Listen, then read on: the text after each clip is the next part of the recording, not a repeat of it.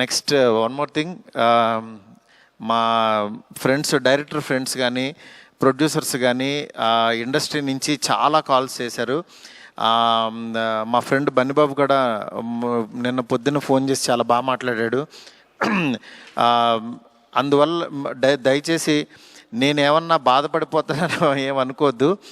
డెఫినెట్గా కొత్త పాయింట్ చెప్పినప్పుడు అది ఎగ్జిస్ట్ అవ్వడానికి టైం పడుతుంది, టైం తీసుకుంటుంది. అందుకని మీరందరూ కూడా నేను చాలా హ్యాపీగా ఉన్నాను.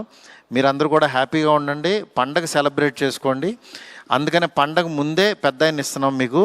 ఈ పెద్ద ఆయన మీ దగ్గరికి వచ్చి థియేటర్లో ఎందుకంటే పండగ తర్వాత తీసుకొచ్చినా సరే ఇది ఉండదని చాలా కష్టపడి చాలా త్వరగా తీసుకొచ్చేసాము ఇన్ని. అందుకని ఈ పండగలో పెద్ద ఆయన ముందే చూసి పండగ సెలబ్రేట్ చేసుకోండి.